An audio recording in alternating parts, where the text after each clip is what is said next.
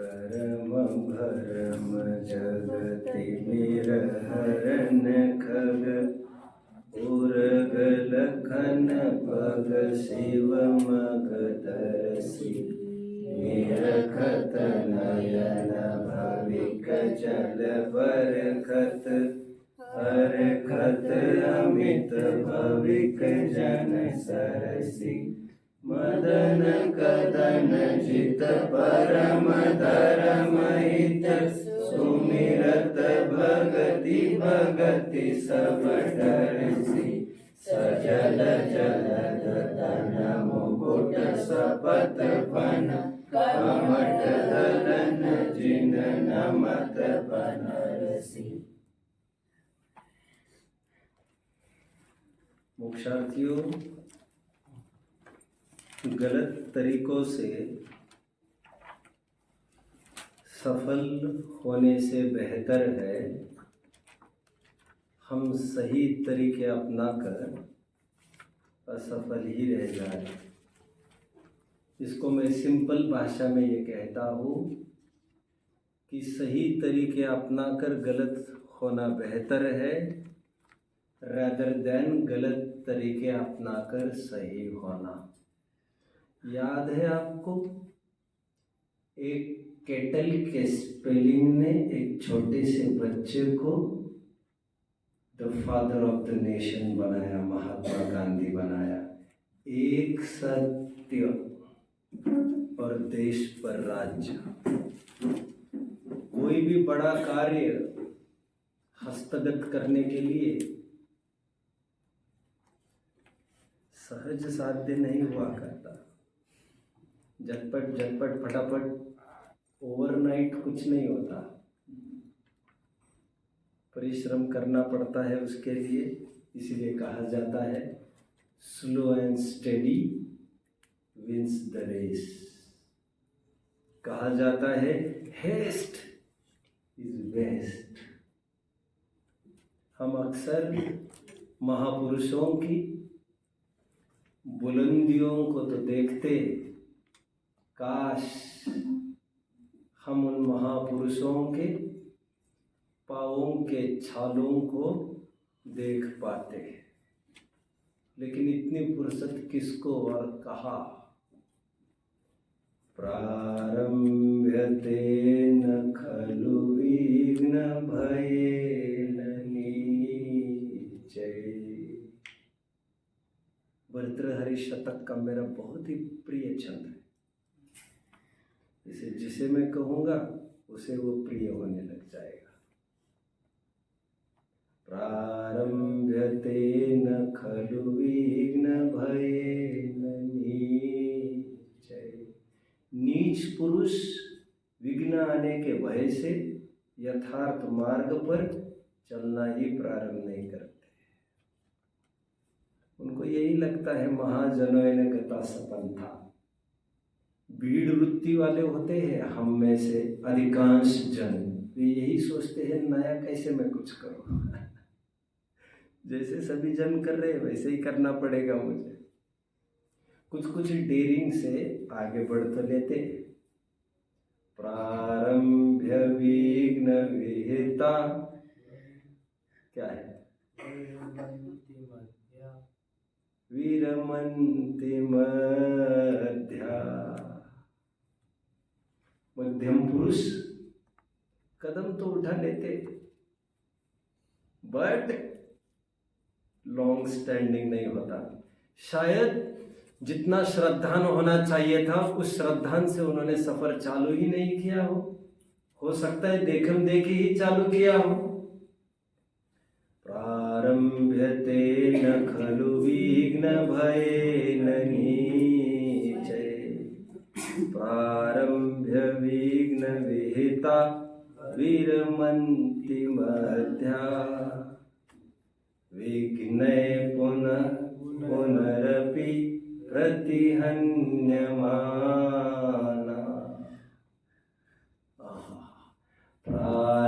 प्रारब्धमुत्तम जनान परित्यजन्ति।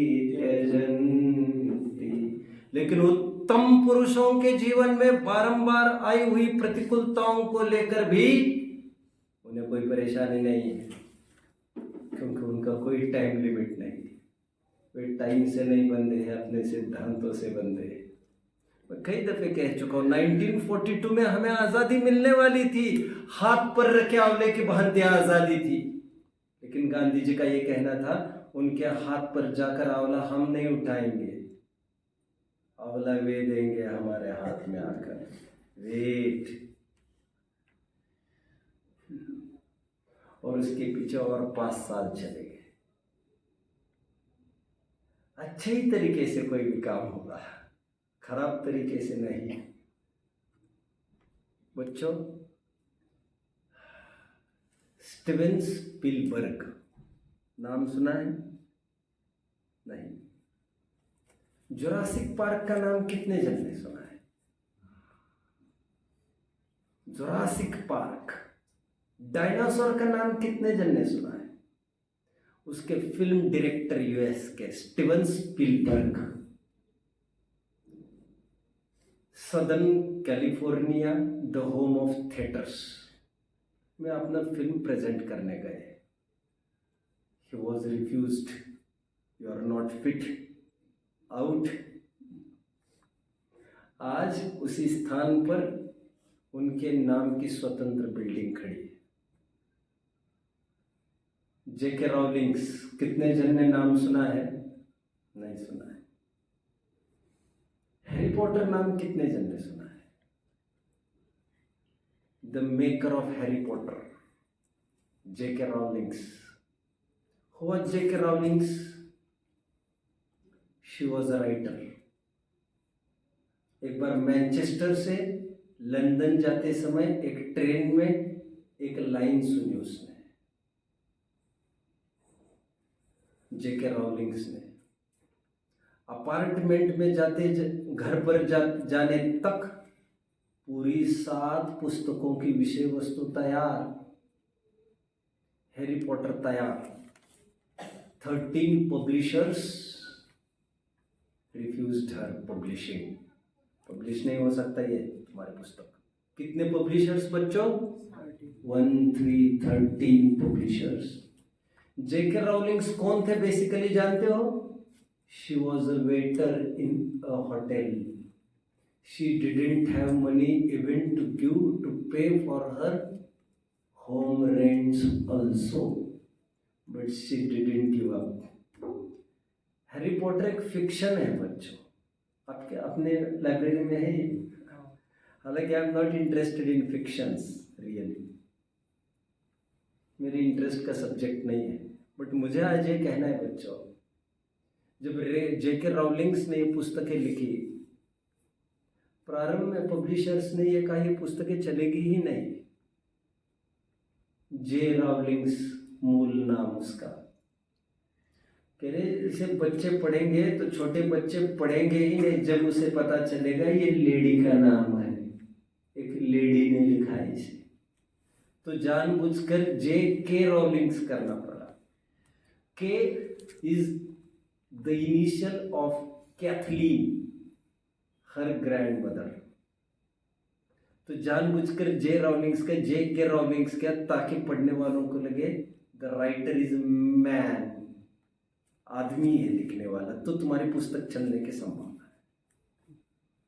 और आज number 1 ranking पर शायद ही कोई होगा जिसने हैरी पॉटर सुनी नहीं हो। कितनी बार असफलता, जैसे मैं रोज कहता रहा हूं, कोई भी कार्य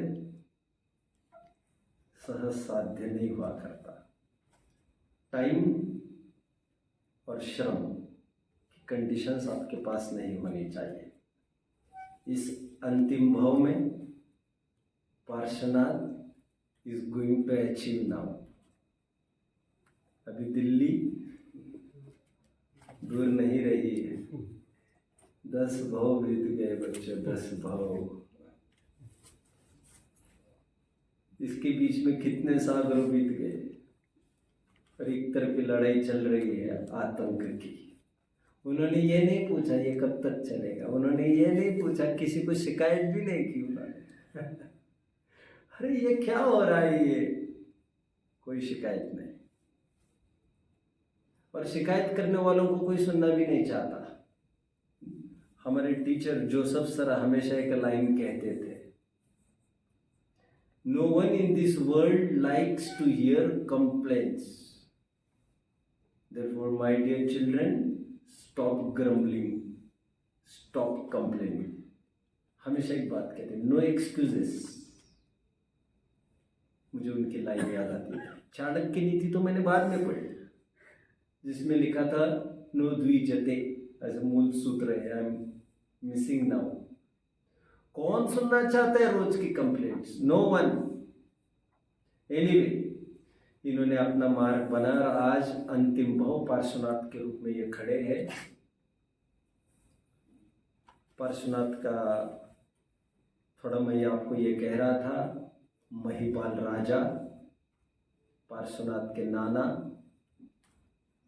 तापसी बने और वे यज्ञ कर रहे थे। यज्ञ के बीच में लकड़ी को उठाया, लकड़ी के बीच में से जलते हुए नाग नागिन के जोड़े को बाहर निकाला। हाथ ऊपर करेंगे, वे नाग नागिन का जोड़ा मरकर कौन बताएगा क्या हुआ? बोलो। स्वर्ग में देवी और धर्मेंद्रिय।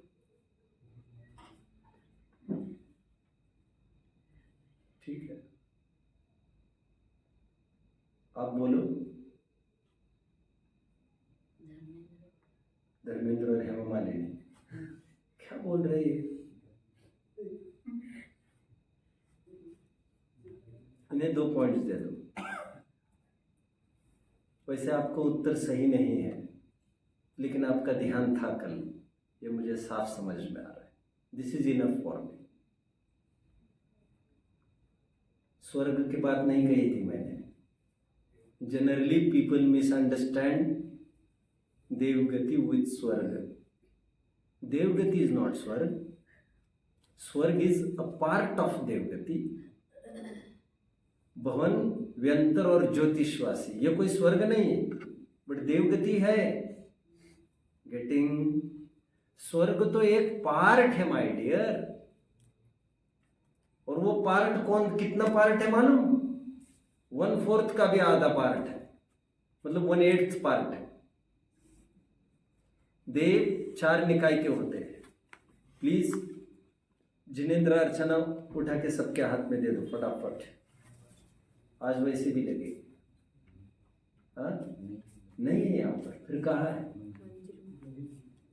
यहाँ पर तो चाहिए, मुझे हमेशा चाहिए और 20 चाहिए। यहाँ से वहाँ, वहाँ से यहाँ नहीं जाएगी बार बार। अपने पास कॉपीज नहीं हो तो मंगाई जाए।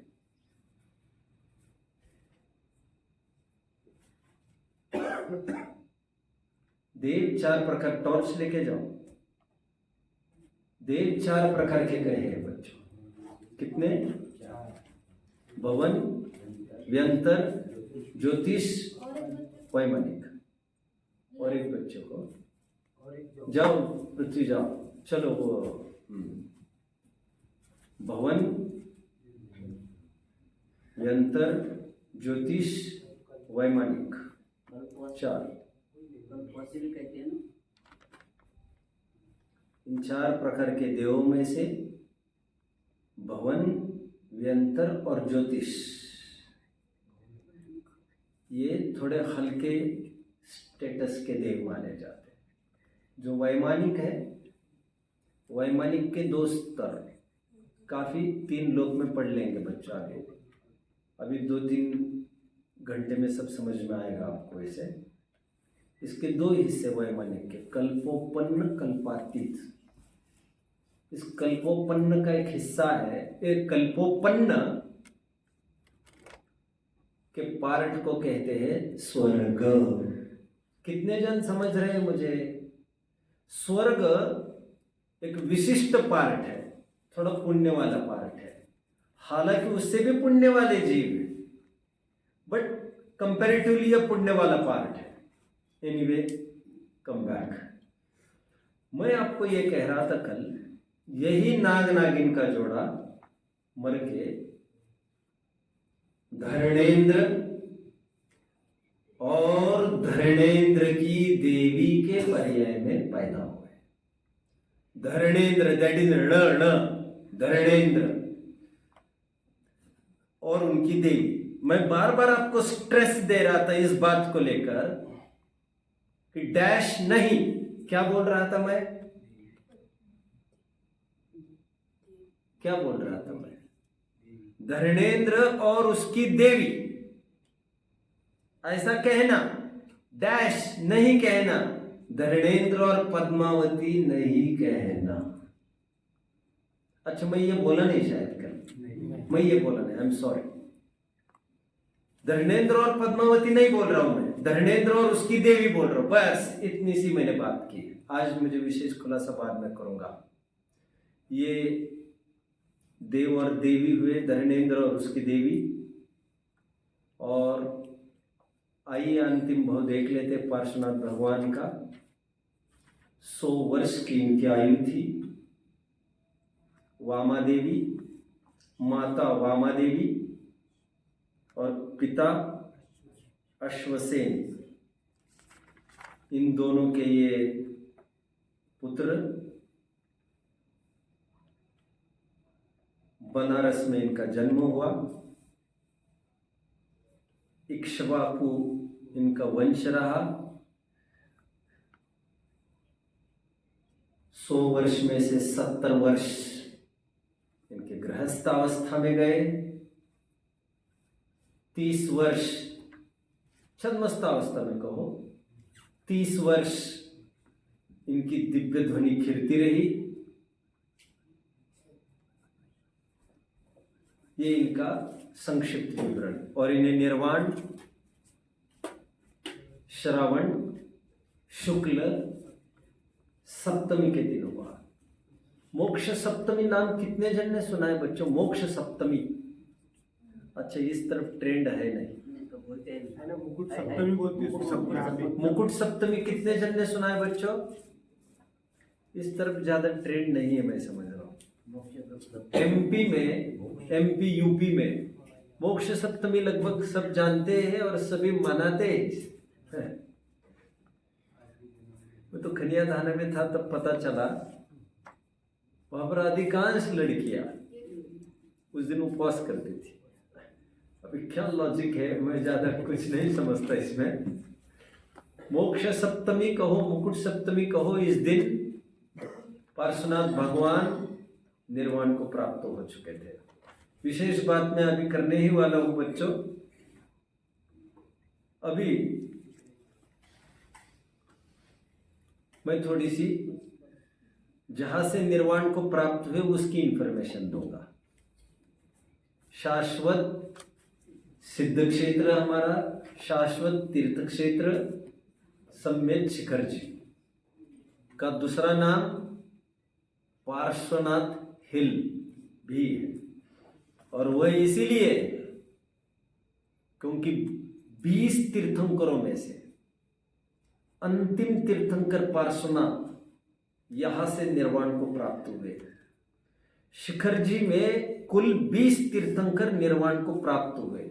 उसके अलावा महावीर, नेमिनाथ, आदिनाथ, वासुपूज्य जी, ये चारों पावापुरी, गिरनार, कैलाश पर्वत, चंपापुरी, यहां से निर्वाण को प्राप्त हुए।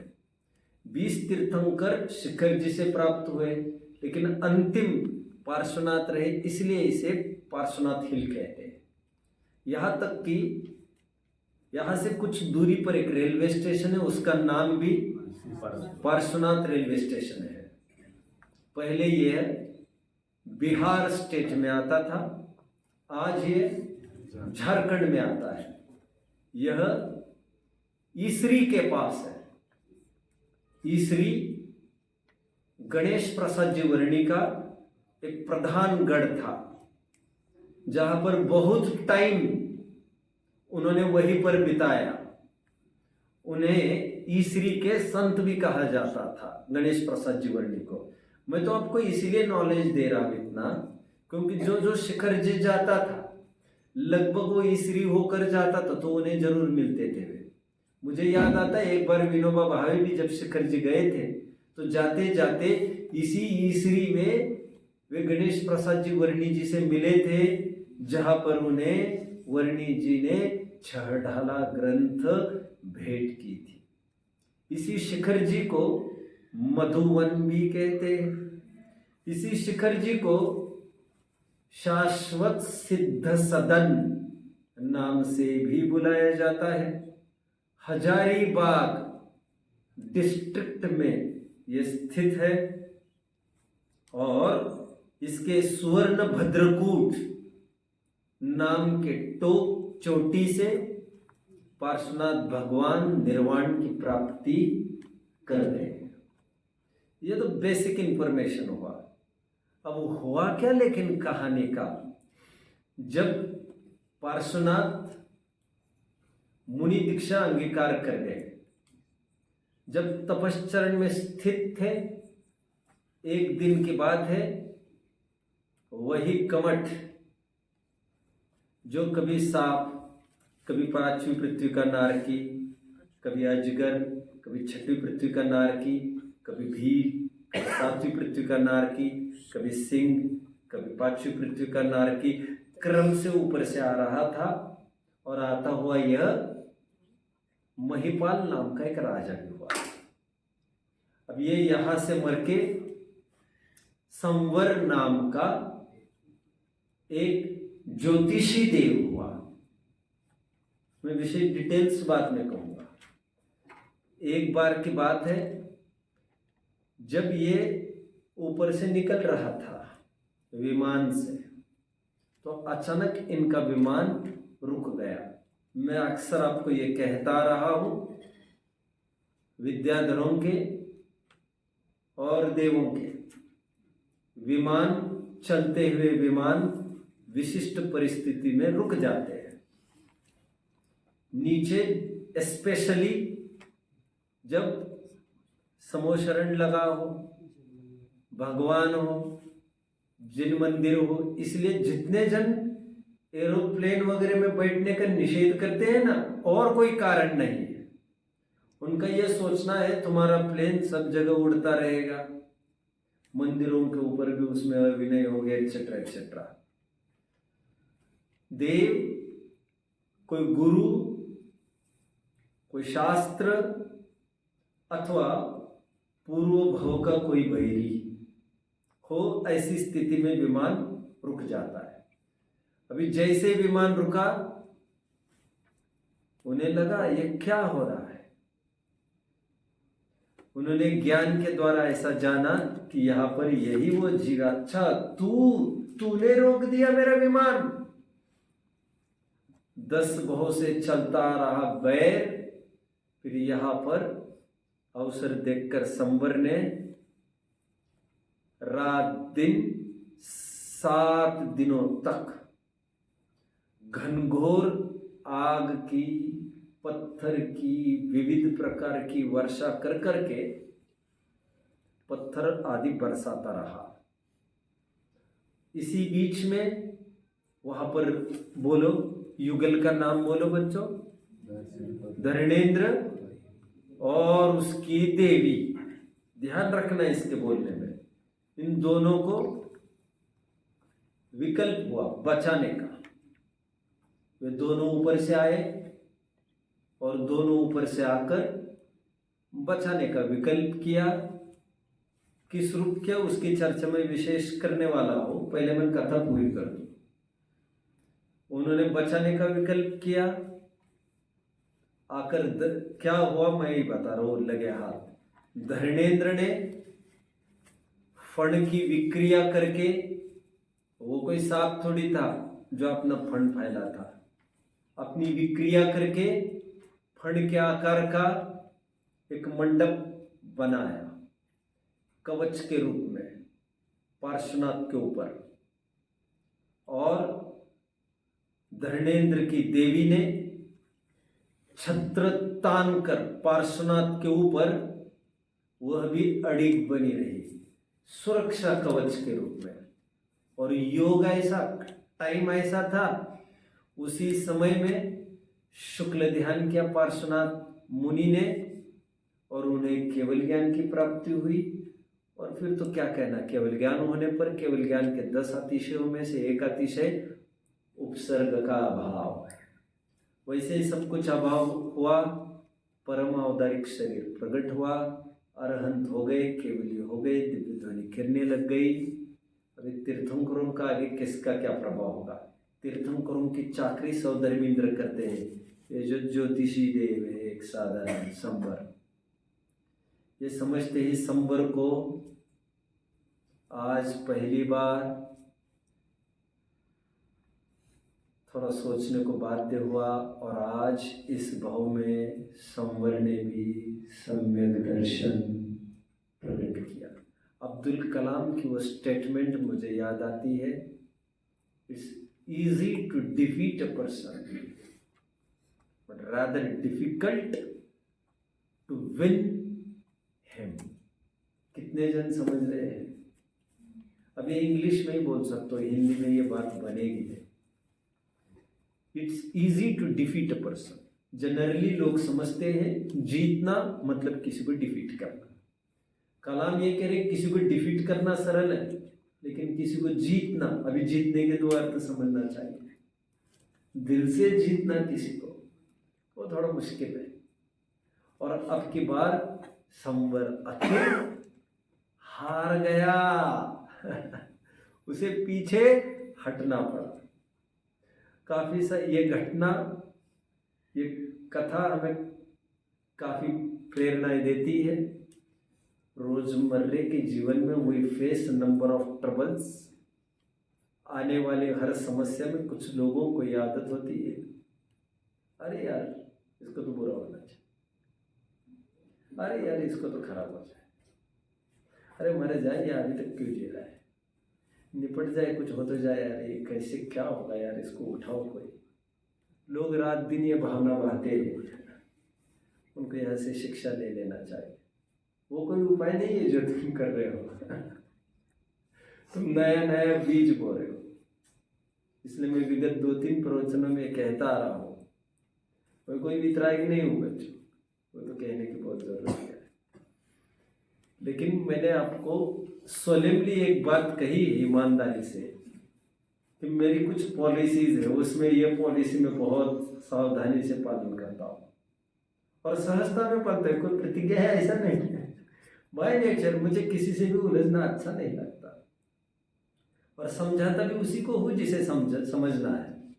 सीखता को दीजिए जाको सीख सुहाय, सीख न दीजिए बांदरा बैये के घर जाए। मुझे पता है उस बंदर की कथा, उस चिड़िया की, उस बैये की कथा जिसमें बैये ने एक बार सीख दी बंदर को, बंदर भैया हमारे पास तो ना हाथ है ना पैर है, हम तो अपना घोंसला भी बना लेते हैं, बरसात से बच लेते हैं। बंदर तुम्हें क्या नहीं मिला है, तुम तो ट्रकों के ट्रक लोड करते हो नारियल के जानते ना बच्चा, कोंकण वगैरह पार्ट में ट्रक के ट्रक लोड बंदर करते हैं पूरे नारियल के।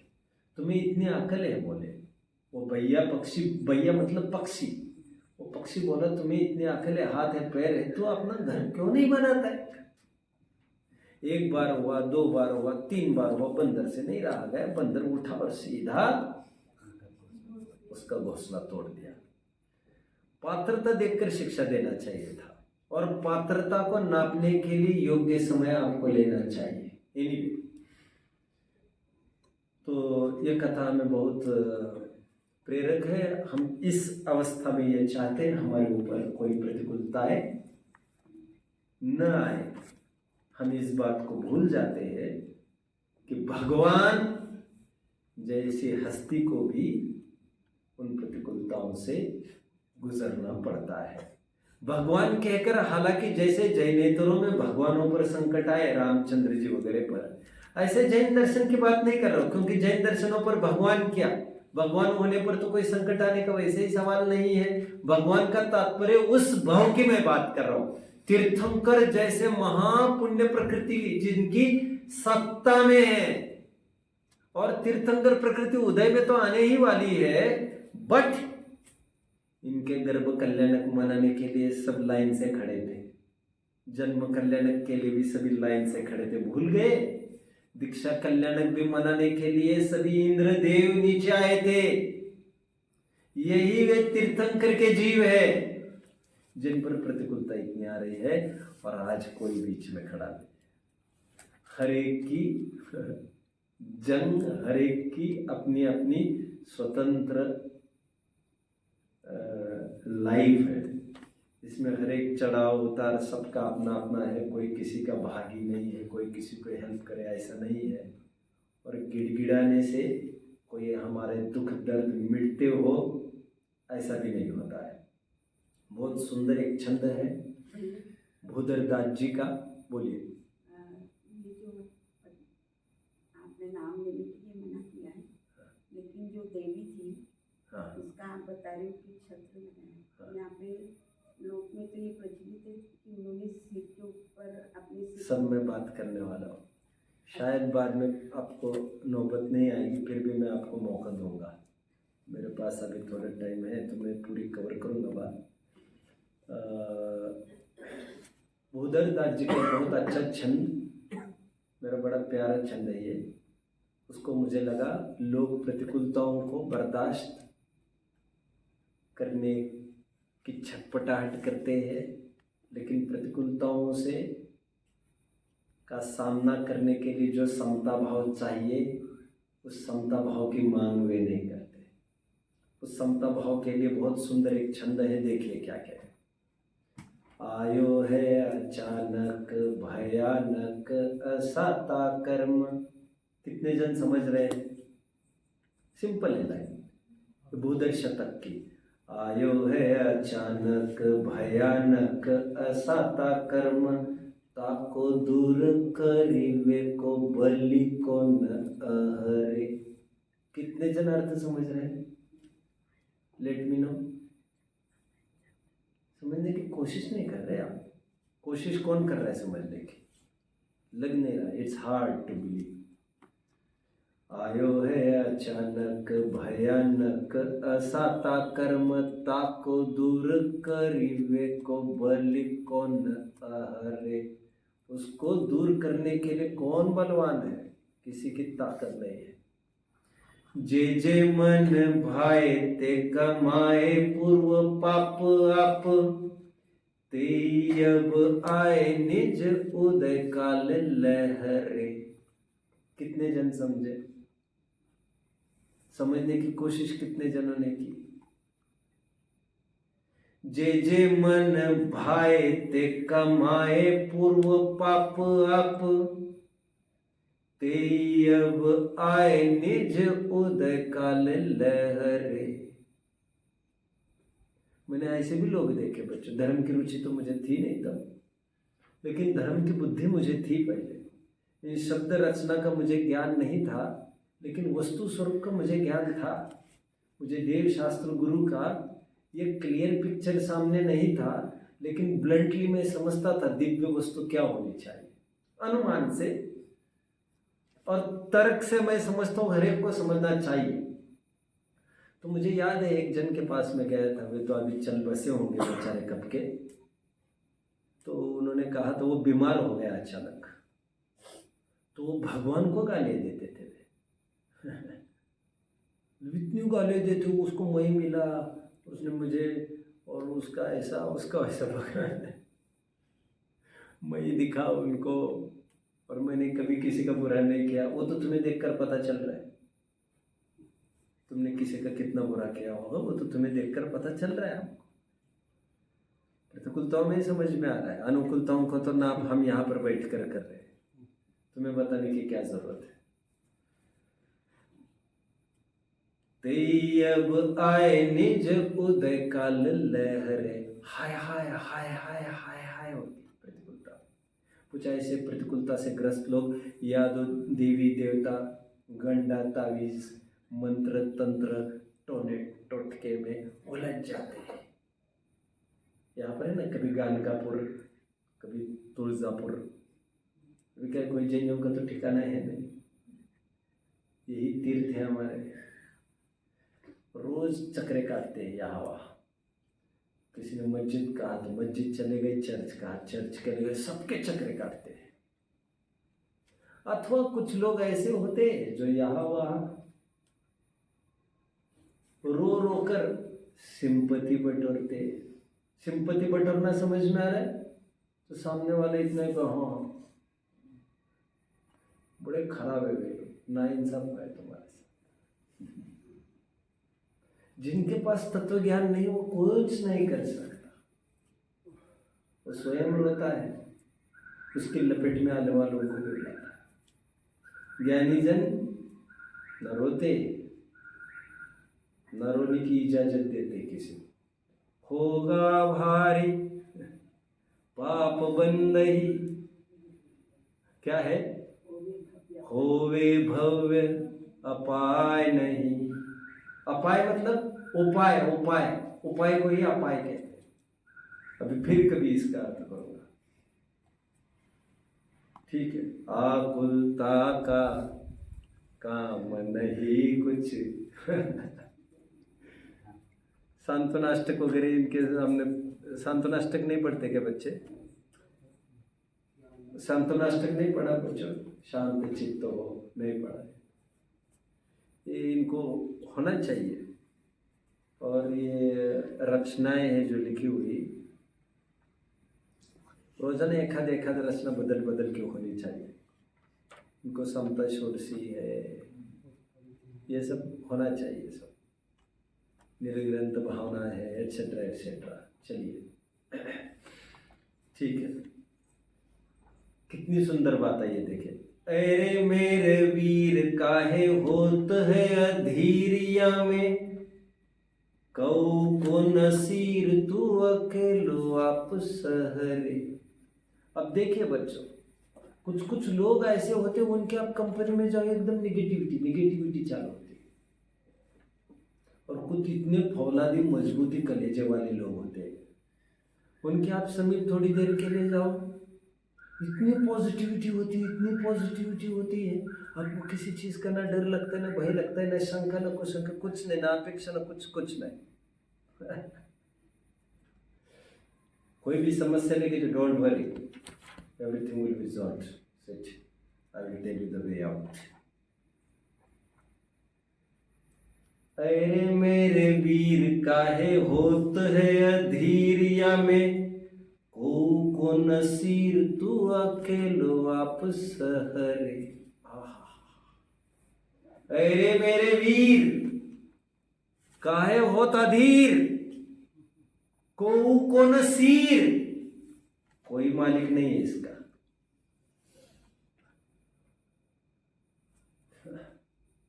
ये जमीन भी उसी की है और आसमान भी। बचकर कहा जाओगे गाली, देवतारी देवमारी।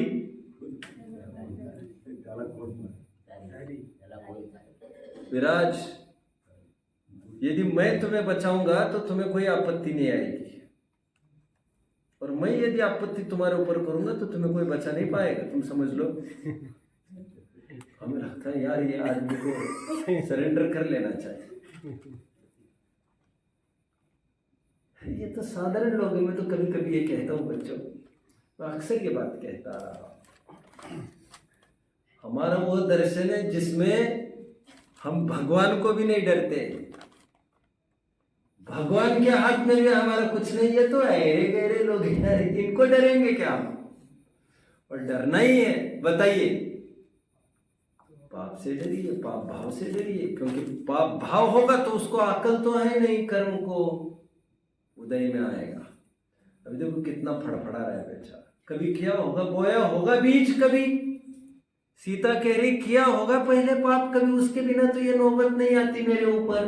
कृतांत होकर को कह रही है, कहना राजन को मेरा ही पूर्व बांधा हुआ कोई गांठ का पाप है, वही फल रहा है। वे मुझे इस प्रकार न देखे कि मैंने इन्हें निकाला।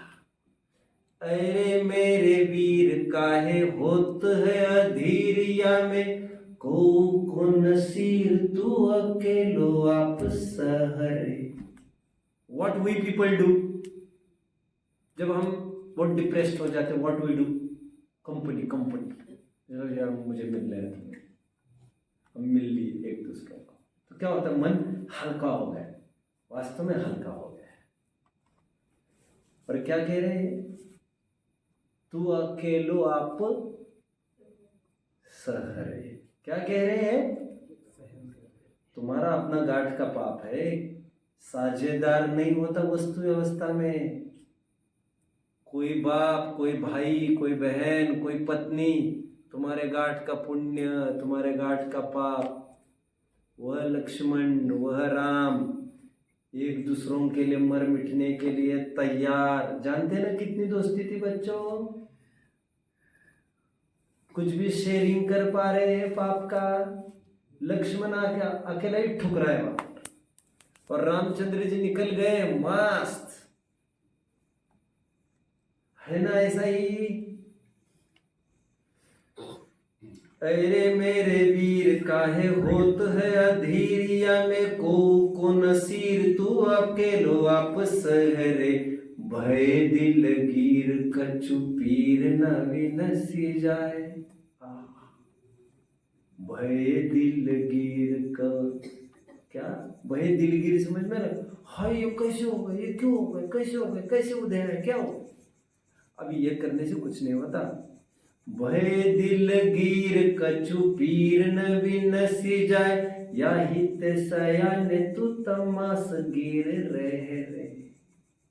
तमासगिर कितने जन समझ रहे हो बच्चों?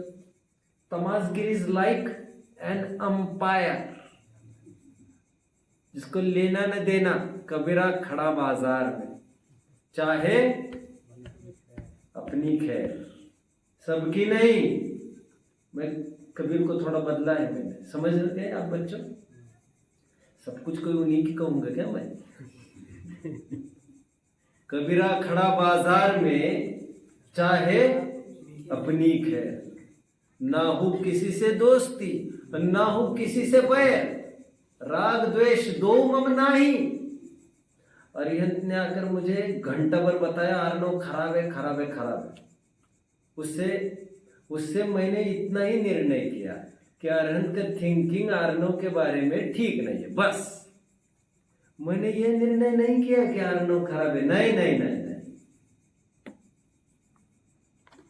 उधार की अकल नहीं लेते हम। अरिहंत के कहने से मुझे इतना ही ख्याल में आया कि अरिहंत के दिमाग में ऐसा भरा है, वो सही भी होगा गलत भी होगा। आप समझ रहे हो बच्चों? कितना मस्त छंद है। जो भी पाप का उदय आया है वो हमें भोगना ही पड़ता है, रोने बिलखने से कुछ नहीं होता। अंजना को देखो, सीता को देखो, द्रौपदी को देखो, चंदन बाला को देखो, अनंगसरा को देखो। अनंगसरा कौन थी? चक्रवर्ती की लड़की थी। सीता कौन थी? राजा जनक कोई साधारण नहीं था बच्चों। कितने? 16,000। कितने बच्चों? 16,000 राजा थे उसके अधीन, रावण के। उसमें से एक जनक था, मैंने आपको पहले कभी बताया है। अंजना के बारे में भी मैंने बताया है। अंजना 100 पुत्री पर हुई, 100 पुत्र पर हुई एक पुत्री थी। और राजा क्या नाम था? महेंद्र। राजघराने की थी वो। कोई बच्चा नहीं पाया बच्चों, कोई बच्चा नहीं पाया। अरे चक्रवर्ती की लड़की, कुछ नहीं होता बच्चों। आयो फिर से, आयो है अचानक भयानक, असाता कर्मता को दूर करिवे को बलि कौन अरे। जे जे मन भाए ते ते कमाए पूर्व पाप आप, ते अब आए निज उदय काल लहरे। अरे मेरे वीर काहे होत है अधीरिया में, को नसीर तू अकेलो आप सहरे। भय दिल गिर कछु पीर न विनसी जाए, या हिते सयान तू तमास गिर रे। तमास गिर मतलब समझ में आया? तमास गिर मतलब साक्षी, ज्ञाता दृष्टा। तमाशगिर मतलब नाटक देखने वाला। राम ने रावण को मारा, हालांकि जैन पुराण ऐसा नहीं कहते, मैं जानता हूं। राम ने, लक्ष्मण ने रावण को मारा, होती होगी खुशी रावण लक्ष्मण को, होता होगा दुख रावण को, होता होगा दुख मंदोदरी एटसेट्रा एटसेट्रा पूरे रावण परिवार को, होता होगा सुख राम के परिवार को। मुझे क्या, मैं तो नाटक देखने वाला हूं, ना मुझे कोई लाभ ना मुझे कोई घाटा। तमाशगिरी से कहते हैं, तमाशा, तमाशा। समझ में आया? एनीवे, ये कहने का तात्पर्य मेरा इतना ही है बच्चों। प्रतिकूलताओं से घबराओ मत, प्रतिकूलताओं से डरो मत।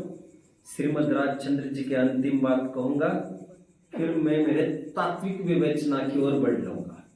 श्रीमद् जी का यह कहना है, जितना धर्म साधन हम आम तौर पर करते हैं, प्रतिकूलताओं के आने पर हमें हमारा धर्म साधन बढ़ाना चाहिए। जिसे और भी मीठा दूध चाहिए, उसे और शक्कर डालना जरूरी है। जिसे अपने जीवन में सुख की मिठास चाहिए, उसे तत्वज्ञान की चीनी थोड़ी बढ़ानी पड़ेगी। तत्वज्ञान के बिना दूसरा कोई चारा नहीं है। ये हो गया हमारा पाठ। अब मैं कुछ तथ्यों की ओर ध्यान आकर्षित करूंगा आपका, थोड़ा सा ध्यान देना है। अभी अभी श्राविका जी ने एक बहुत अच्छा प्रश्न खड़ा किया, किसी का ध्यान था उस प्रश्न की ओर? आपका था? ग्रेट। क्या था प्रश्न, बोलिए। पार्श्वनाथ भगवान के ऊपर वो देवी ने छत्र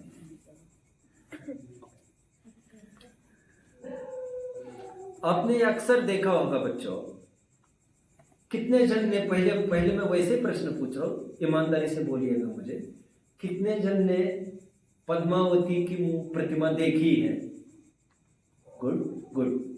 कितने जन ने धर्मेंद्र को देखा है? नहीं देखा है। धर्मेंद्र नहीं देखा आपने, आप नहीं समझे धर्मेंद्र क्या है? नहीं समझे आप? तो कैसे समझे? ठीक है। क्षेत्रपाल को कितने जन ने देखा है? Good good good. धर्मेंद्र पहले मैं बता देता हूं आपको। आपने कभी देखा होगा, जब जिन मंदिर में प्रवेश करते हैं, जिन मंदिर मतलब आम जिन मंदिर नहीं, लगभग जो 20 पंथ के हैं स्पेशली, प्रवेश द्वार में एक तरफ I think left words Dharmendra होते, राइट वर्ड्स पद्मावती। पद्मावती तो आप जानते ही, बोल रहे धर्मेंद्र क्या है मैं बता रहा हूं आपको। एक हाथ में कटी हुई मुंडी रहती और एक हाथ में तलवार। अब उसके कोई वाहन भी है उसका, वो वहां पर लगा रहता है। आपने नहीं देखा, आपने गौर नहीं किया, मैं ये कहूंगा। गौर करने की आदतें नहीं है ना आप लोगों की। जिन मंदिर में ऐसा हो सकता है, कोई कल्पना कर सकता है बच्चों? और धड़ल्ले से लोग पूजा करते हैं। धड़ल्ले से पद्मावती की साड़ी रोजाना वो पुजारी बदलता रहता है। अरे भले भले आदमी पुजारी तो लगा देते, जेंडर का तो ध्यान रखते। कितना अटपटा ये सब चल रहा है समाज में। एनीवे, क्षेत्रपाल तो आप सब जानते हैं। और एक चीज, कितने, चलो मैं वैसे प्रश्न पूछ रहा हूं, कितने जन ने धर्मेंद्र पद्मावती की पूजा की है कभी? वैसे प्रश्न पूछ रहा हूं, की है किसी ने? नहीं। चलो बाल बाल बच गए। हाँ नहीं, मैं तो के भरोसा नहीं है ना कुछ भी मुझे। कितने जन ने पार्श्वनाथ के फण पर पद्मावती को देखा है? देखा है। सॉरी, कितने जन ने पद्मावती के फण पर पार्श्वनाथ का जिन बिंब को देखा है? हाथ ऊपर करो। प्रश्न समझ रहे हो आप? कितने जन ने पद्मावती के फण के ऊपर पार्श्वनाथ भगवान की जिन प्रतिमा देखी ऊपर है क्या कहीं? संग्रहालय में म्यूजियम में। ओके ओके, म्यूजियम में बहुत सारी प्रतिमाएं हैं। नहीं ख्याल में आप लोगों के पार्श्वनाथ ऊपर। तो मैं पहले बता दूं बच्चों आपको, ये सरासर आगम विरुद्ध है। क्योंकि आगम तो ये कहता है पद्मावती ने ऊपर छत्र ताना था, पार्श्वनाथ ऊपर कहां से आ गए? अब ये करने वाले ने क्यों किया ये भी मैं बता रहा हूं आपको साथ साथ। जनरली लोग, मैं ये नहीं कह रहा हूं करना उचित है, लेकिन क्या दिमाग चलाया होगा उन्होंने। भगवान का प्रक्षालन कितने जन ने किया है बच्चों आज तक? बहुत बढ़िया। प्रक्षालन कहां से चालू करते हो अर्णव? सिर से। लेकिन एक भारी संकट खड़ा होता है, समस्या खड़ी होती है। पार्श्वनाथ भगवान का प्रक्षालन चालू करने है, स्पेशली फंड वाले। तो प्रश्न ये खड़ा होता है प्रक्षालन चालू करूं कहां से? कितने जन ने ऐसा का प्रक्षालन किया है? ऐसे पार्श्वनाथ कहां से चालू किया था? फंड से चालू। लगभग लोग फंड से चालू। अब मैं इसमें उलझना नहीं चाहता ज्यादा, लेकिन नीति ये कहती है आपको भगवान का प्रक्षालन करने, you may have started with that thing. Anyway, तो उन लोगों को ऐसा लगा होगा कि कहां से चालू करें, कुछ समझ में नहीं आता। तो किसी ने इसीलिए फंड के ऊपर फिर पार्श्वनाथ रख दिए होंगे, ऐसा मेरी कल्पना है। उसके ऊपर भी फिर फंड, फिर उसके ऊपर कुछ है कि नहीं? अनावस्था दोष। ठीक, चलिए अब मैं कुछ महत्वपूर्ण बातें बताऊंगा बच्चों आपको, अब ध्यान से सुनना उसे। एक मोक्ष मार्ग प्रकाशक भी सबके हाथ में चाहिए, केवल एक जन दिए, कोई सबके हाथ में दे दीजिए। अभी यहाँ पर ध्यान दीजिए, थोड़ा इम्पोर्टेंट बात बताऊंगा। क्या हुआ है देखिए बच्चों, समाज में जब भी नाम आता है धरणेन्द्र का, वो पद्मावती के साथ जुड़ जाता है, और यह सरासर गलत है। धरणेन्द्र के साथ पद्मावती का कोई भी संबंध नहीं है, यह सिद्ध करूंगा मैं अभी काफी ग्रंथों के आधार से। धरणेन्द्र और उनकी देवी, इतना ही बोलना चाहिए। तो यह कंफ्यूजन कैसे क्रिएट हो गया? यह ऐसा क्रिएट हो गया, पार्श्वनाथ का यक्ष और यक्षिणी का नाम, यक्ष का नाम पार्श्वनाथ के धरण है, धरण, और यक्षिणी का नाम है पद्मा। क्या कहा मैंने? थोड़ा कठिन है बच्चों, थोड़ा कठिन है। यक्ष और यक्षिणी कितने जन जानते हैं बच्चों? थोड़ा हाथ ऊपर करो। नहीं जानते आप? ठीक है। इन्हें जिन शासन के देवता भी कहते हैं। यक्ष और यक्षिणी किसने नहीं देखे? यक्ष यक्षिणी, अरे ऊपर के मंदिर में होंगे ना, संग्रहालय में सभी प्रतिमा। कौन से? पहाड़ के मंदिर में पार्श्वनाथ के बाजू में एक से एक अपने यहाँ पर पहाड़ पर बच्चों, पहाड़ पर बाहर के मंदिर में कह रहे हैं, पार्श्वनाथ के पास यक्ष यक्षिणी दोनों खड़े हैं। आप जाकर देख लेना चाहिए, बाहर मतलब उनके पास में ही होते हैं वे। यक्ष संग्रहालय में सभी प्रतिमाओं के साथ में है। संग्रहालय में भी मिलेगा आपको। यक्ष और यक्षिणी क्या है पहले मैं इसको बता दूं। ये रूल है बच्चों, 24 तीर्थंकरों के अपने अपने यक्ष और अपने अपने यक्षिणी होते हैं। इनका क्या महत्व है, इनका क्या रोल है, यह किसी भी ग्रंथ में मैंने पढ़ा नहीं, और शायद ही किसी ने पढ़ा हो। इसलिए कोई भी ये नहीं कह सकता उनका महत्व क्या है।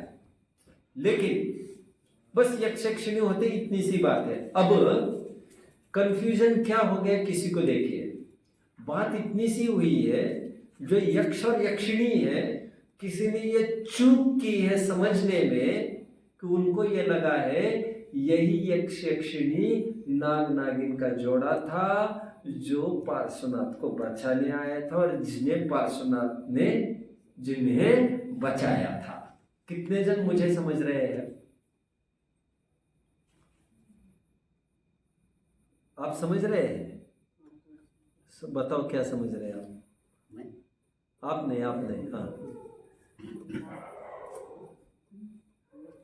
हाँ, बोलो बोलो, जो समझ रहे बोलो। हाँ, लक्ष्य का क्या? लक्ष्य नहीं, यक्ष है, यक्ष। लाभ का वगैरह, हाँ वो लाभ हाँ पद्मावती, वो लाभ का वगैरह। हाँ, तो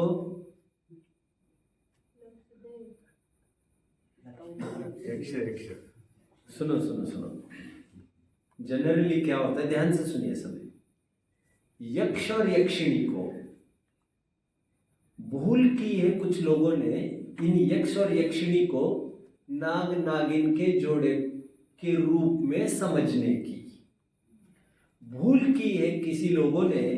यही यक्ष यक्षिणी है जो आए पार्श्वनाथ पर आए हुए उपसर्ग का निवारण के टाइम में जो आए थे, पति पत्नी देव देवी, ये वे ही थे।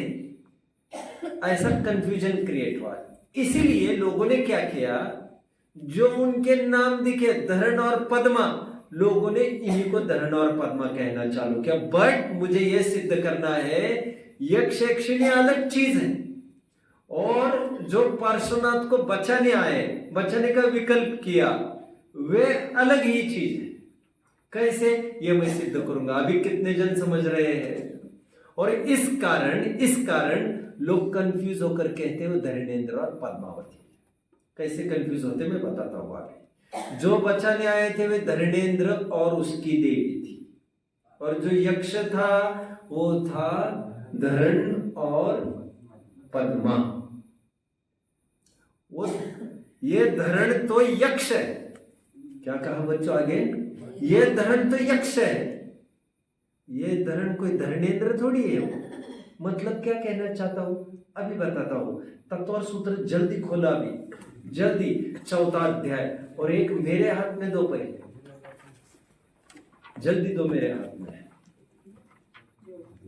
आज थोड़ा कठिन लगेगा बच्चों, लेकिन हिम्मत मत हारो, थोड़ा 2-5 मिनट भी ऊपर बढ़ सकता है।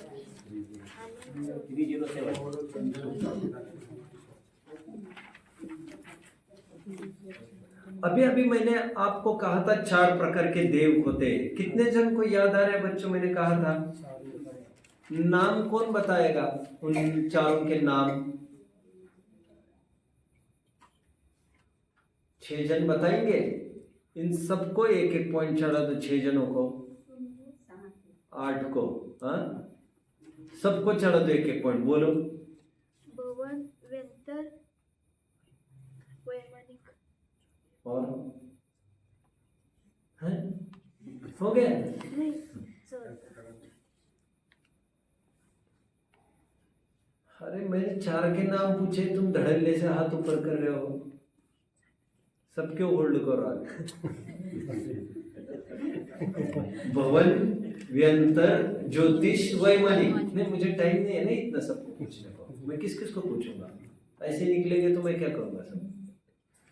अभी आप इनसे निपट लो, इनसे वसूल कर लो जो करना है। अभी 4 देवों में से देखो, भवनवासी के 10 भेद मैं आपको बताता हूं। सूत्र देखिए बच्चों, 10वां, 4थे अध्याय का 10वां सूत्र।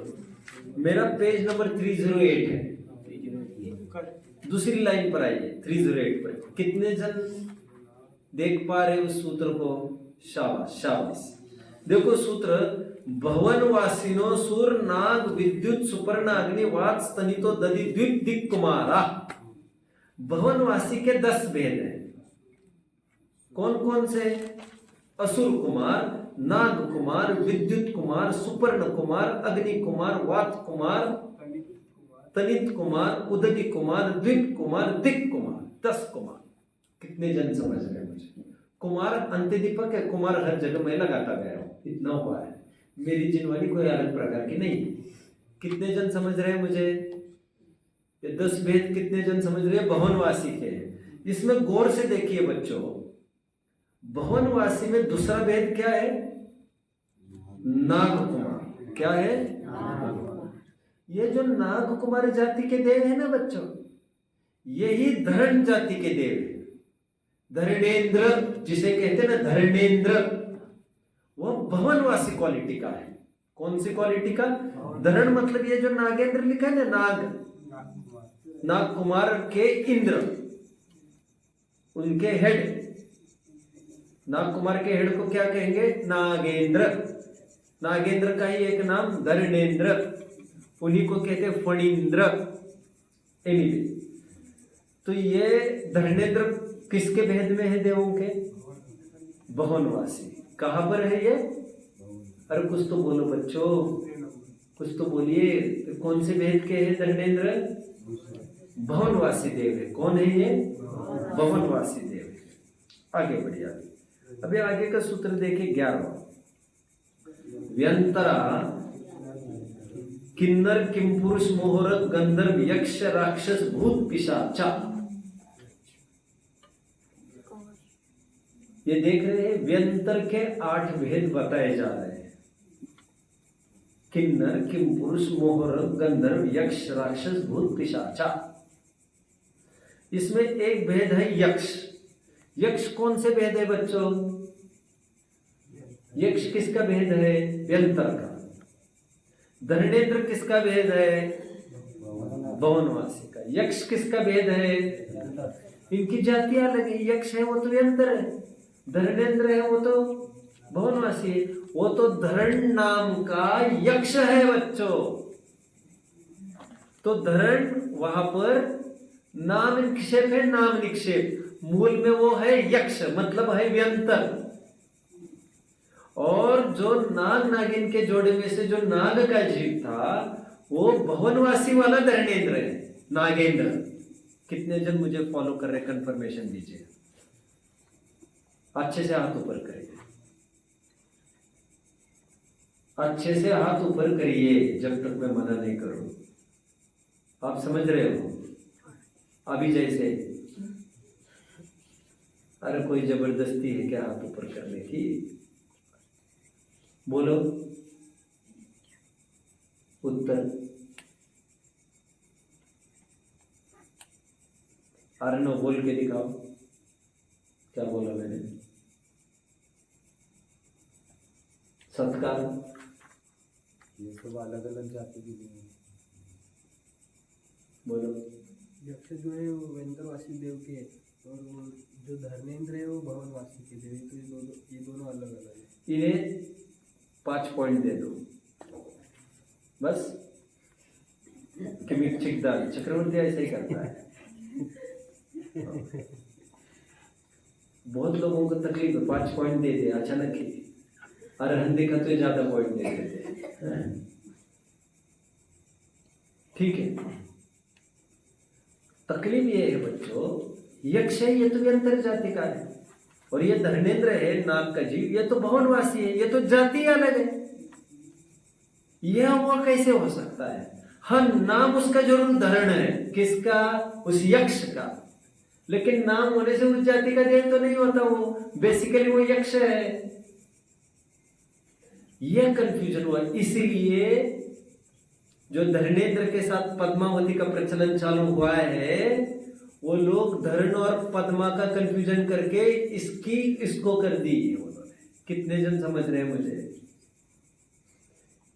अच्छा, यक्ष और यक्षिणी पति पत्नी ही होते, ऐसा भी कोई रिश्ता मुझे पता नहीं है, ग्रंथों में ऐसा भी नहीं है। नहीं तो मैं कहते एक की पत्नी दूसरे को मिल गई, ये भी नहीं कह सकता मैं, क्योंकि यक्ष और यक्षिणी कोई पति पत्नी है भी नहीं। कितने जन फॉलो करते हैं? ठीक है, मैं कुछ आधार देकर आपको समझाऊंगा। अभी ये तो तत्व और सूत्र भी रखे रहो, मैं कुछ पढ़ के दिखाऊंगा, आप फॉलो करो मुझे जल्दी। फिर मैं मोक्ष मार्ग प्रकाशक का भी कुछ करूंगा। आज मैं थोड़ा 2-5 मिनट और बढ़ तो गया वो आगे, और 5-1 मिनट बढ़ सकता हूँ। देखिए, धरणेन्द्र पद्मावती नाम का एक आर्टिकल है जैन निबंध रत्नावली भाग 1, रिटन बाय कटारिया जी। मैं रिकमेंड करूंगा आप इस आर्टिकल को जरूर पढ़ें। Page number 232, Dharanendra Padmavati. उन्होंने इसमें सिद्ध किया है, लोग धरणेन्द्र पद्मावती बोलते हैं, यह सब गलत है। देखिए मैं कुछ पढ़ के दिखाता हूँ आपको। धरणेन्द्र तो भवनवासी देव निकाय के अंतर्गत नाग कुमार, देखो धरणेन्द्र के विषय में शंका है। धरणेन्द्र तो भवनवासी देव निकाय के अंतर्गत नाग कुमार जाति के देवों का इंद्र माना गया है, उसे यक्ष कैसे कहा जा सकता है? 1, 2, 24 यक्षों में कोई भी यक्ष ऐसा नहीं है जो किसी जाति के देव निकाय का इंद्र हो। क्या कह रहे समझ में आ रहा है? दूसरा तर्क, 24 यक्ष है ना, 24 यक्ष कौन? 24 तीर्थंकरों के 24 यक्ष, उसमें से एक भी यक्ष ऐसा नहीं है जो किसी जाति के देव निकाय का इंद्र हो। तो यही कौन एक्स्ट्राऑर्डिनरी है जो ये इंद्र बनेगा? सेकंड तर्क। 3, इन शासन देवी देवता कहते हैं इसे, क्या कहते हैं? इनका नाम ही है यक्ष यक्षिणी को शासन देवी देवता कहते हैं। इन शासन देव देवियों की कथा चरित्र किसी भी प्रामाणिक जैन ग्रंथ में अभी तक देखने में नहीं आया है कि किस वजह से ये शासन देव देवियां मानी गई है। ऐसी सूरत मतलब ऐसी स्थिति में धरणेन्द्र और उसकी देवी को पार्श्वनाथ स्वामी के शासन देव देवी मानकर उनकी यह कथा पार्श्वनाथ चरित्र में बताना संदेहजनक है। हो गए, आगे सुनिए बच्चों जरा। त्रिलोक प्रज्ञप्ति तिलोय पंडित प्रथम भाग के पृष्ठ 266 में तो पार्श्वनाथ के यक्ष का नाम ही धरण न लिखकर मातंग लिखा है। तिलोय पंडित ग्रंथ में पार्श्वनाथ भगवान के यक्ष का नाम धरण नहीं मातंग लिखा है। इसके अलावा श्वेतंबर आचार्य हेमचंद्र ने भी अभिज्ञान चिंतामणि कोश में इनका नाम पार्श्व यक्ष लिखा है। पूजासार दिगंबर ग्रंथ में भी यही नाम मिलता है। यदि ये धरणेन्द्र ही होता ये यक्ष, तो इसमें भेद क्यों आता इतना विविध ग्रंथों में? एक बात ये हुई। अभी पद्मावती की बात समझ लो।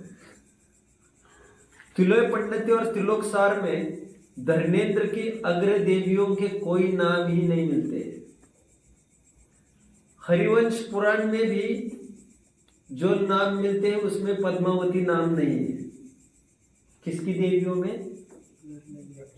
धरणेन्द्र की देवियों में किसी भी ग्रंथ में धरणेन्द्र की देवी का नाम पद्मावती नहीं लिखा है बच्चों। कौन कौन से ग्रंथ? तिलोय पंडिती है, हरिवंश पुराण है, राजवार्तिक है। अब उत्तर पुराण बहुत प्रसिद्ध ग्रंथ है, उस उत्तर पुराण में 3 जगह यही बात है, धरणेन्द्र और उसकी देवी। मतलब किसी भी ग्रंथ में धरणेन्द्र की वाइफ का नाम देवी, एक्चुअली देखो देव की पत्नी भी नहीं कह सकते हम, जानते हैं आप? पति पत्नी यह व्यवहार मनुष्य में ही होता है, पत्नियां नहीं होती देवों की होती है देवियां। तो इस आधार से ये सिद्ध हुआ है धरणेन्द्र और पद्मावती ये बोलना ही गलत है। आर्टिकल मूल से पढ़ने लायक है, धरणेन्द्र और उसकी देवी आपको बोलना चाहिए। तो मोक्ष मार्ग प्रकाशक पर आइए, पेज नंबर उसका मुझे बताना पड़ेगा, मुझे भी एक मोक्ष मार्ग प्रकाशक चाहिए। आज पूरा करेंगे बच्चों। 173 आपने कैसे खोला? 173 आप भी गजब हो। नहीं यदि मिला तो आपको 10 पॉइंट देता हूँ, लेकिन ऐसा होगा नहीं, मैं जानता हूँ।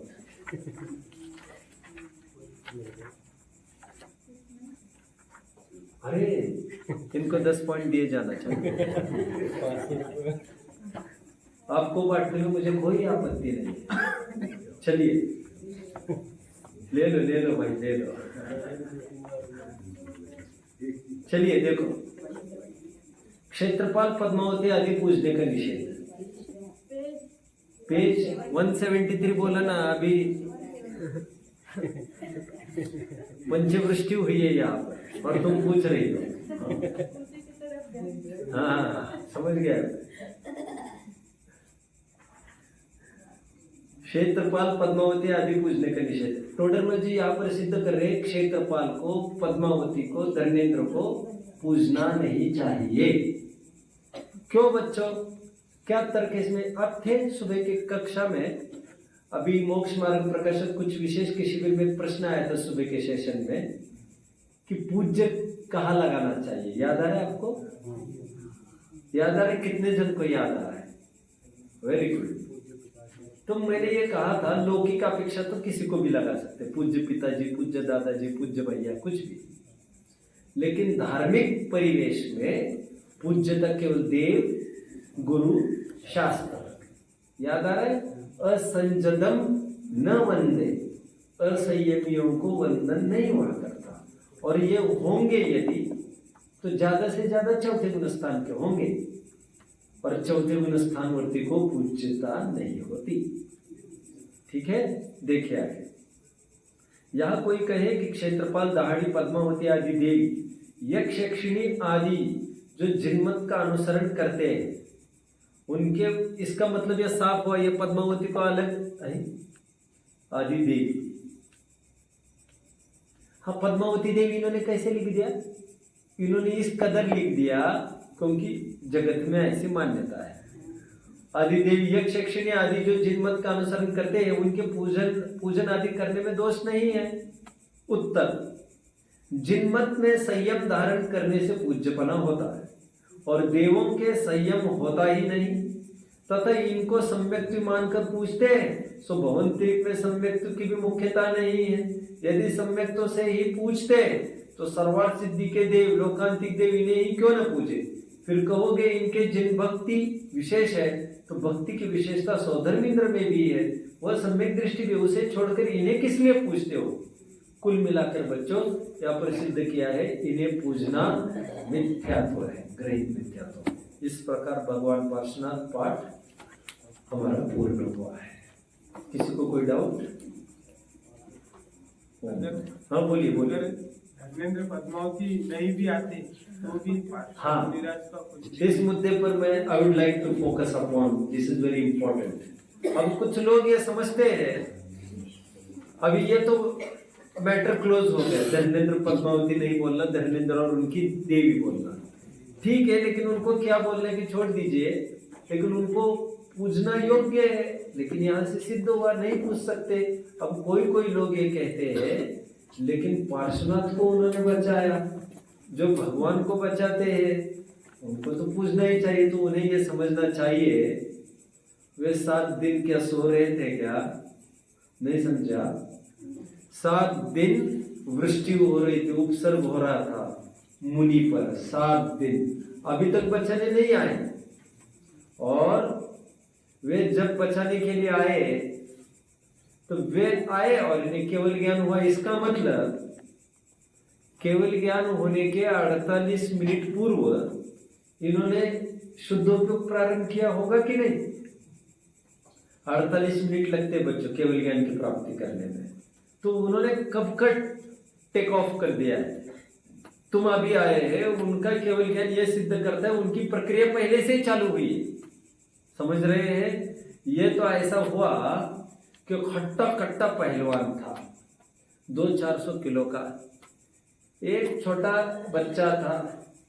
वो छोटा बच्चा धक्का मारने गया उनको पीछे से, 20-30 किलो का छोटा सा बच्चा धक्का मारने गया। तो वहां पर 40-50 किलो को और एक बच्चा आया और उसने उसको, उस दूसरे बच्चों को धक्का मारते हुए कहा है इन्हें हाथ मत लगाओ। अब कोई ये कहे उस 30-40 किलो वाले बच्चे को नमस्कार पूजा करनी चाहिए उसकी, क्योंकि इसने इस पहलवान को बचाया। अब कोई मानेगा इसे? और पहलवान को कोई फर्क पड़ता क्या? भगवान वैसे ही चरम शरीरी, तद्भव मोक्षगामी, वज्र ऋषभ नाराज संगत वाले, और जन्म से ही 10 अतिशय में अतुल्य बल के धारी। तो इन सब विशेषताओं को लेके तुम नहीं भी आते तो भी हमारा बाल बाका थोड़ी होता। तो उनका तो विकल्प शुभ भाव जरूर हुआ, और शुभ भाव होने में कोई जरूरी नहीं उनको सम्यक तो हो, और शुभ भाव होने मात्र से कोई सम्यक तो नहीं हो जाता किसी को। समझ में, सॉरी, पूज्य नहीं हो जाता वो। पूज्यता के लिए उनका गुणस्थान मुनि लायक होना चाहिए।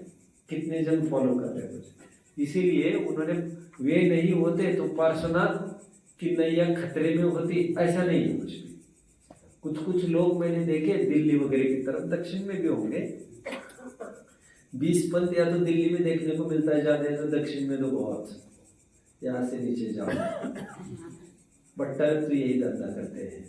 कुछ लोग आते हैं पार्श्वनाथ के मंदिर में, 1 घंटे की पूजन करते हैं, 50 मिनट की पूजन करते हैं पद्मावती के सामने, 5 मिनट धर्मेंद्र को दे देते हैं, 2-3 मिनट पार्श्वनाथ को पकड़ा देते हैं।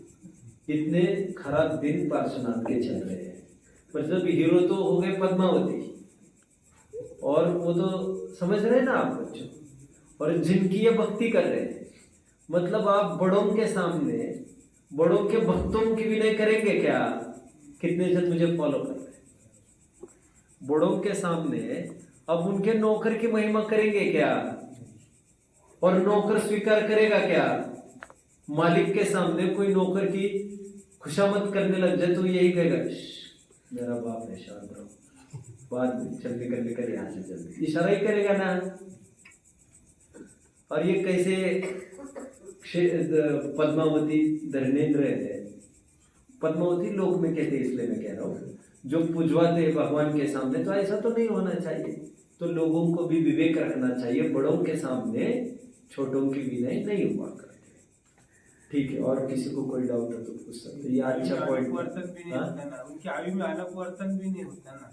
किसके अनुपवर्तन नहीं, अपवर्तन नहीं होता। और एक बात कही है, वो बहुत सही बात कही है, तत्वर सूत्र के 2 अध्याय का 53वां सूत्र है, चरमोत्तम देहा संख्या वर्षायुष नपवर्त्यायुष वाला एक सूत्र है, जिसमें बताया गया है कि जो तद्भव मोक्षगामी चरम शरीरी उत्तम देह वाले जीव होते हैं, उनके काल का उनके अकाल मरण नहीं होता। ये अभी आप नहीं समझ पाएंगे, लेकिन उनको जितनी आयु होती है उसमें कोई कमती नहीं हो सकते, ऐसा वहाँ पर उल्लेख है। ठीक है, ऐसे कई हेतु से बात सिद्ध है कि विषय पद्मावती वगैरह सब पूजनीय नहीं है धर्म में पद्मावती। ठीक है बच्चों, ओम।